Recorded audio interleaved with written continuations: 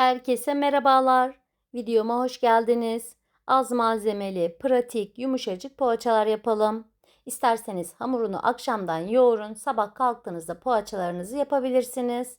O zaman tarifimize başlayalım.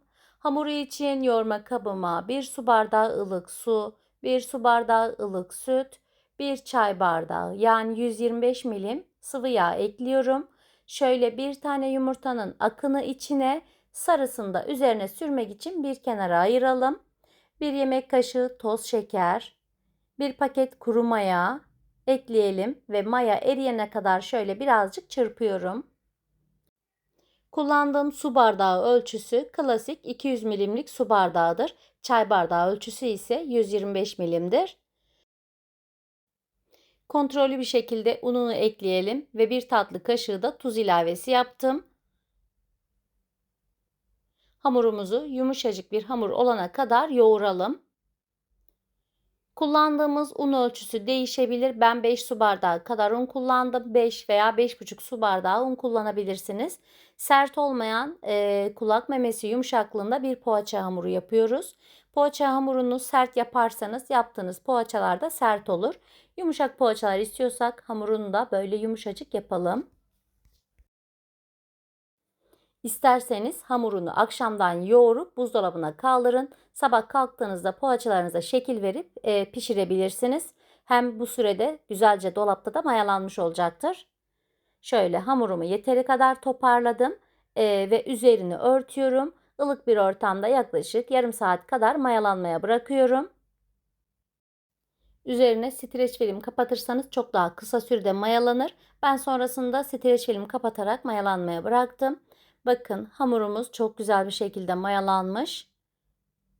Yağlı bir hamur olduğu için de zaten poşete yapışmayacaktır. Hamuru şöyle bir toparlıyorum. İçindeki hava kabarcıklarının ve maya kokusunun çıkmasını sağlayalım. Daha sonra tezgahımı yağlayarak hamuru bezelere böleceğiz.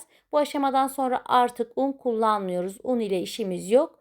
Çünkü un kullanırsanız poğaçalarınızı sertleştirirsiniz. Şöyle tezgahımı bir tatlı kaşığı yağ ile yağladım.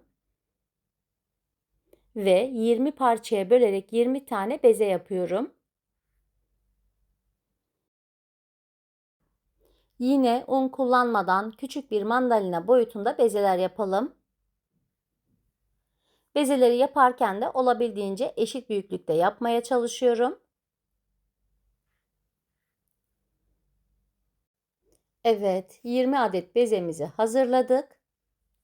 Bugün ben poğaçaların içine kaşar peyniri ve sucuk koyacağım. Tabii ki siz sadece peynirli ya da sadece sucuklu da yapabilirsiniz. İçine patates de koyabilirsiniz. Yani sevdiğiniz malzemelerle bu poğaçayı hazırlayabilirsiniz. Şöyle elimle küçük bir çay tabağı büyüklüğünde açıyorum. İçine kaşar peyniri ve sucuk dilimlerinden yerleştiriyorum.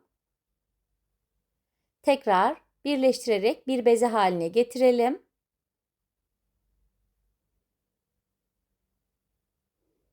Şöyle dikkatli bir şekilde yapıştıralım ki altından kaşar peyniri eriyip dışına çıkmasın. Hamurlarımızı yağlı kağıt serilmiş fırın tepsisinin içine aralıklı bir şekilde koyalım ve ikinci bezemizi aynı şekilde açalım. Açarken de çok fazla ortasını inceltmeden kenarlarına doğru inceltiyorum ki ortada birleştirdiğimiz zaman çok kalın olmasın. Şöyle yine kaşar peyniri ve sucuk dilimlerinden yerleştiriyorum. Söylediğim gibi siz içine istediğiniz her şeyi kullanabilirsiniz.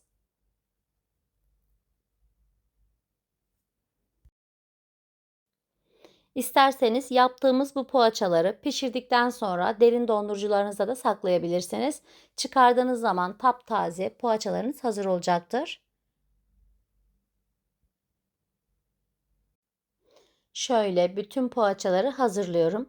Kapatırken bu şekilde dikkatli bir şekilde kapatalım ve yağlı kağıt serilmiş fırın tepsisine bu şekilde yerleştirdik. Hamurun üzerine sürmek için önceden ayırdığımız yumurta sarısını su veya süt ile açalım. Şöyle ben su kullanıyorum. 1 yemek kaşığı kadar su ekledim. Daha kolay hamurlara sürülmesi için yumurtayı birazcık açıyorum aslında. Tabii ki sizler süt de kullanabilirsiniz. Süt ile de açabilirsiniz. Şöyle yumurta sarısını hamurların üzerine güzelce sürelim. Bu arada fırınımızı çalıştıralım ve ısınsın. Isıtılmış 190 derece fırında kontrollü bir şekilde pişireceğiz.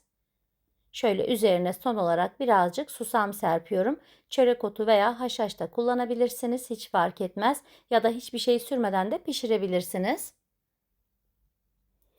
15 dakika kadar tepsi mayası için beklettikten sonra poğaçalarımızı fırına gönderiyoruz. Yaklaşık 25-30 dakika kadar poğaçalarımızı pişirelim. Bu pişirme süresi fırından fırına farklılık gösterebilir. Benim fırınımda 30 dakikada bu şekilde kızardı. Pişirdiğimiz poğaçaların yumuşak olmasını istiyorsak üzerine bir sofra beziyle örtelim. 5-6 dakika kadar kendi sıcaklığında bekletelim. Bakın poğaçalarımız yumuşacık, pamuk gibi oldu. Ben bir kısmını sucuklu kaşarlı, birkaç tanesini de sadece kaşarlı olarak hazırladım. Evet arkadaşlar, bir tarifimizin daha sonuna geldik. Videomu buraya kadar izlediyseniz kanalıma abone olmayı, beğenmeyi, bir de sevdiklerinizle paylaşmayı unutmayın. Deneyecek olanlara kolay gelsin.